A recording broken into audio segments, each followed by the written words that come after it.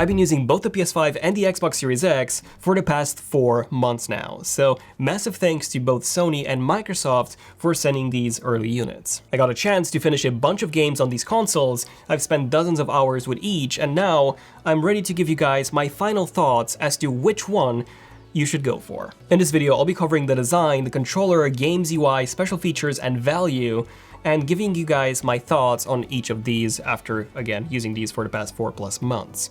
Now, something that I will not be covering, as I've already discussed those in the previous videos. Also, we're giving away a PS5. This box is so gigantic, so this is actually for a giveaway that we're doing. And yeah, if you want to participate in the giveaway, by the way, that's the disc version, so same as this one. All you have to do is to be a subscriber of the channel and follow on Instagram as @tech, and leave a comment on this video saying what is your favorite PlayStation game alongside your Instagram handle so that we can check that you're a follower. The giveaway will end in 4 weeks, so you have a month to enter this, and the winner will be announced in a pinned comment on this video and also on Instagram via story. But now, without any further ado, just get those snacks ready and enjoy the PS5 versus the Xbox comparison. Starting off with the design, I gotta say, I do actually like both a lot. So the PS5 looks more like a console from the future with its spaceship style design and the LED strip, not even to mention the extreme attention to detail that Sony has given it. The Xbox Series X, on the other hand, looks more strapped into the present, but it still has a very modern look. I do like the black monolithic look that it has, as it's very clean and very industrial. I also like the fact that the Xbox looks good in both vertical and horizontal orientation, whereas the PS5 only looks good when it's standing up, as when you put it on its side, the disc version at least looks quite odd. When it comes to build quality, there is no comparison. The Xbox is built like a tank, it feels premium, it screams quality, whereas the PS5 actually feels cheap.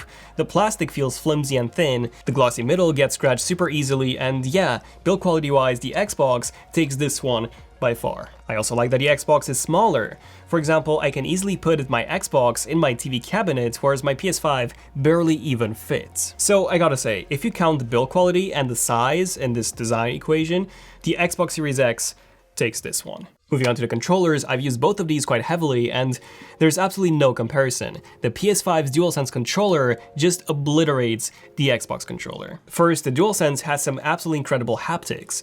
The Xbox controller just vibrates, but a PS5 controller gives you actual haptic feedback. So this is very similar to how on Android phones you have haptic feedback for when you're typing, but on the really cheap ones you can hear the vibration motor rattle inside your phone, and the experience is just horrible. But once you get to more high-end ones, the haptic feedback literally gives you the impression that you're pressing actual keys on the display. And it's literally the same thing with the Xbox and the PS5 controller. The best place that you can test this is in Astro's Playroom, which is a free game that comes pre-installed with your PS5. And the haptics are so good that you can feel individual droplets of rain hitting your fingers. Spider-Man Miles Morales does kinda use it to the point where you can kinda feel the punches, but nothing to the extent of Astro's Playroom. Now, the second reason why the PS5's controller is miles better is when it comes to the triggers. So, while the Xbox controller does give you vibration feedback inside the triggers, the PS5 controller also has adaptive triggers, meaning that in some games the triggers will have different tension levels, and this surprisingly does work in more games than I expected. It works in Astro's Playroom, of course, but also in Spider-Man when you're swinging across New York City, in Black Ops Cold War when you're shooting a gun, and yes, each gun will have a different trigger feel. In Hitman 3, you can feel the tension before you're about to throw a coin or fire a weapon. A lot more games support the adaptive triggers than the haptic feedback, which I found quite interesting. Then third, the PS5 controller also has a built-in speaker, which you might think is pretty useless, but as a matter of fact, it actually adds to the immersion, as you don't necessarily hear the same sound as on your TV, but instead you only hear the sound effects. In Astro's Playroom, for example, you can hear how the droplets of water hit your finger, and then you can also feel them thanks to the haptic feedback. All of that is coming from the controller itself, whereas on the TV, you will hear the storm and the rest of the game music. Also, if you're in a party, you can hear the voice chat through the controller, and you can even respond because yes, number 4, the PS5 controller also has a microphone, which the Xbox lacks. By the way, you can disable this via the mute button if you want. Then number 5, the PS5 controller also has a touchpad, which some games do actually take really good advantage of, and for the ones that don't, it actually acts as a menu button as the touchpad is fully pressable. The Xbox controller has none of that. Number 6, the build quality. Remember how I said that the PS5 feels cheap when compared to the Xbox? Well, this is actually the opposite when it comes to controller. The Xbox controller feels to me like cheaper plastic and less refined overall when compared to the PS5 controller. However, there are 2 advantages that the Xbox controller does have over the PS5, and the first one is actually comfortability. So while I do find the PS5 controller to be far more comfortable than the PS4 one, it is a bit too big for my hands and just a bit too fat. The Xbox controller fits my palms perfectly, so I do find it more comfortable because of that. And second, the Xbox controller doesn't have a built-in rechargeable battery like the PS5 controller does, which is actually a downgrade, but in one way, it is actually an upgrade. For example, I'm actually using my old Apple rechargeable batteries. I always have 2 on the charger and 2 in my Xbox controller, and when the controller dies, I simply swap them out, and there we go, in seconds, I am ready to go. With a PS5 controller, if I don't have a spare controller, I have to plug it into a wall charger that's close to my sofa to be able to continue playing. Now, you do have to buy a rechargeable battery separately for the Xbox controller, but you can also buy Microsoft's own kit, but that one costs £38 in the UK, which is almost the entire price of a brand new Xbox controller in itself. But anyway, overall, the PS5 controller is just light years ahead of the Xbox controller. However, there have been some reported issues with the DualSense controller in terms of stick drift, which you might have heard about. Apparently, Sony used the exact same joystick manufacturer as Nintendo, who also had some pretty big stick drift issues with the Nintendo Switch. There's even a class action lawsuit against Sony on this. Even Josh from our team had some pretty severe stick drift issues on his own controller, so I can confirm that we've had it here too. I personally haven't on my own PS5 controller, but it is definitely something that you should be aware of. So now what about the games? Which console has better games? Well, this is where it gets tricky. The games that I played on the PS5 were Astro's Playroom, fully finished it, Spider-Man Miles Morales, fully finished it, like 100%. Black Ops Cold War, fully finished a campaign and mostly played zombies after. Hitman 3, this is the game that I'm currently playing. I'm trying to finish all the maps with 100% completion, so yeah, it's a really good game. Now, the games that I played on the Xbox were Forza Horizon 4, I didn't finish this one yet, Zoo Tycoon, so I played this one for probably about 8 hours or so, mostly because I was a fan of the original series, and yes, those were indeed way better. And Assassin's Creed Valhalla, this is actually the game that I've played the most overall, so I got about 50 hours of gameplay, which is a lot for me, but that game is massive and I absolutely love it. Okay, so here's what you need to know. If you care about first-party/exclusive games that you can only play on that console, then go for the PlayStation. And that's because Microsoft's policy on the Xbox is that you can play Xbox games on your PC too, and if you already have a powerful PC, then there's no point in getting an Xbox. Sony does have some amazing first-party titles such as God of War, Last of Us, Spider-Man, Uncharted, Horizon, Ratchet & Clank, and many, many more, which can only be played on a PlayStation. However, at the moment, none of these games are actually exclusives to the PS5, as even the latest Spider-Man Miles Morales game is actually a cross-generation title, which does also work on the PS4. But there are 3 very good PS5 exclusives, indeed, and those are Astro's Playroom, Demon's Souls, and the upcoming Ratchet & Clank Rift Apart. Those are not playable on the PS4 at all, which means that they can fully take advantage of the PS5's hardware. So if you care about exclusives, then go for PlayStation. However, if you care about backwards compatible titles and playing cross-platform games at the highest possible settings, then go for the Xbox. For example, on the Xbox you can not only play Xbox One games, but you can also play Xbox 360 games and even the original Xbox games, while the PS5 only supports PS4 games. Not only that, but the Xbox sort of acts like a PC, meaning that if you play an Xbox One game on the Series X, it will automatically run at higher settings than when compared to the Xbox One X. The PS5, on the other hand, will require an update for every single game to run better, and here's what I mean by that. In Call of Duty Warzone, the Xbox Series X ran the game in native 4K at 60 FPS on day one, whereas the PS5 was only 1440p 60. Not only that, but the drawing distance was far better on the Xbox, the shadows were improved, and the texture detail far exceeded the one on the PS5. Keep in mind, this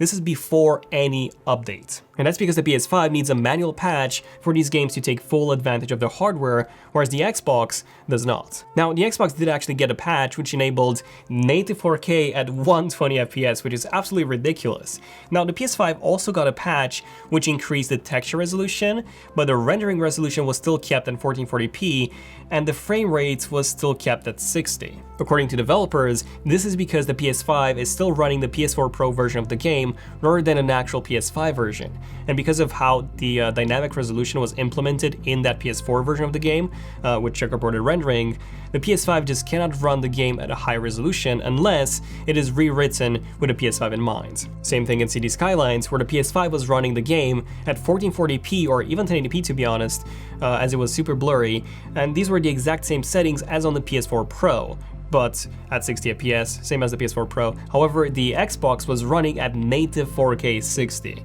Now, obviously, once developers update their games, the PS5 will match the Xbox, but most of the old games will never get updated. So if you care about playing those games, then definitely go for the Xbox. Now, if you care about current-gen AAA games, then these will actually run better on the Xbox, as this is a far more powerful console. For example, Hitman 3 runs on the PS5 at 1800p resolution, 60 FPS, compared to native 4K 60 FPS on the Xbox Series X, which also uses higher quality shadows when compared to the PS5 version. Not only that, but IR Interactive announced that the Xbox Series X will be getting ray tracing support in a future update, with no word on when the PS5 will be getting this, if ever. So in terms of games, it really depends on what you want. Do you want exclusives? Then go for the PS5. Do you want to play loads of older titles? Then go for the Xbox. Do you want to play current-gen cross-platform games at the highest possible quality? Then also go for the Xbox. So what about the UI now? Which one has a better UI? And here, I actually do think that they both have a lot of work to do, but for me at least, the PS5's UI is better. And that's because it is far easier to use, the design is more streamlined, and way more intuitive. On the Xbox, you have menus on top of menus, and the fact that you literally get ads on the home screen is just unacceptable to me. Oh, and there's no way to actually remove the ads. You can customize the home screen and just have fewer ads, but some ads will always remain. Also, I have a 7.1 surround sound system, props to LG for saying that over, but if I want to use that with my consoles on the Xbox, I have to literally buy a Dolby Atmos license. On the PS5, on the other hand, my surround system just works. Not only that, but I found that on the PS5, all games support it, whereas on the Xbox, even after buying Dolby Atmos, the license, Assassin's Creed Valhalla still messed up the sound a lot of the times where my rear speakers were not working at all. I never had an issue like this on the PS5. Also, the Xbox UI is 1080p.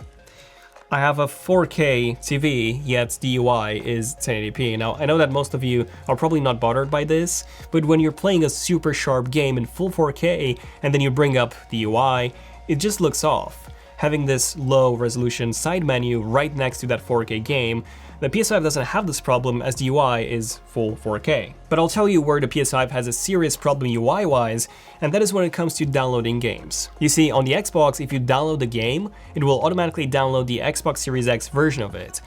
And if there is no Xbox Series X version of that game, it will download the Xbox One X version, which will automatically run at higher settings. Now, on the PS5, at least at launch, it would actually download the PS4 version by default unless you manually selected the PS5 version instead. Now, they have changed it now so that the PS5 version is downloaded by default, but you can still download the PS4 version on your PS5, which I think doesn't make any sense. You should not be allowed to download a PS4 game that also has a PS5 version on the PS5. And in some games like Hitman 3, which does actually support VR on the PlayStation, you have to download the PS4 version of it, as PS5 games do not have native VR support for whatever reason. Also, if you want to chat with your friends on PC, you can do that on the Xbox, but not on the PS5. The Xbox supports third-party voice chat apps such as Skype, which the PS5 does not. The PS5 is the equivalent of Apple, where you have a closed ecosystem, whereas the Xbox is the equivalent of Android, where everything is open and you can do way more things with it. So what about special features? Is there anything that makes each of these consoles unique?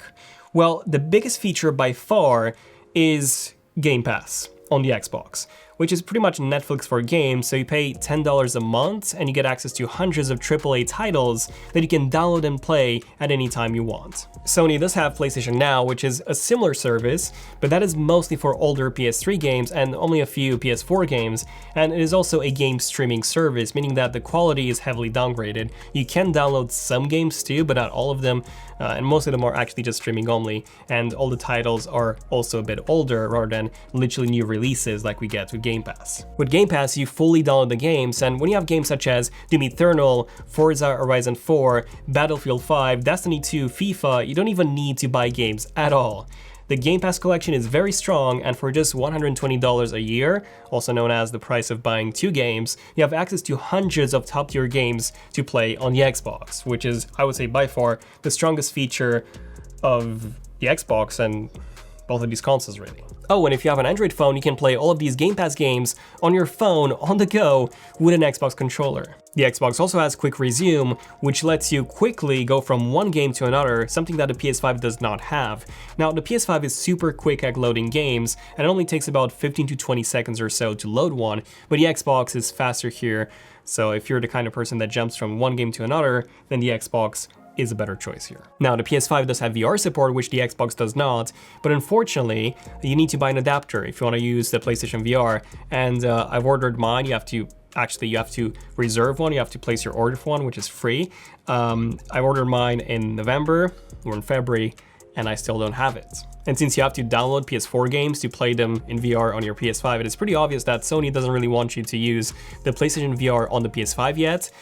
We know that they're working on a brand new headset, the PSVR 2, which should be launching in 2022 or so.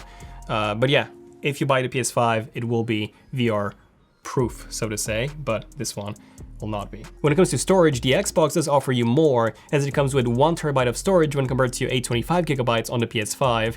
Both consoles support external hard drives, but you can only store previous generation titles there and not current gen, as the current gen games do need that super fast internal storage. You can expand that storage by buying the Seagate expansion drive for the Xbox, or pretty much any M.2 drive that has 5.5 GB per second or higher read and write speeds for the PS5. So the PS5 does have an advantage here. However, adding an M.2 expansion drive is currently not supported in software. This will be added at a later point in time. So in the end, which console is a better value? Well, the PS5 costs $500, which is actually the same price as the Xbox. And for this price, I would recommend getting the Xbox, as with Game Pass you get plenty of games to play, most of which are AAA titles. However, the PS5 also comes in a digital-only version for $400, which removes the ability to play games from disc, but other than that, that is a fully fledged PS5.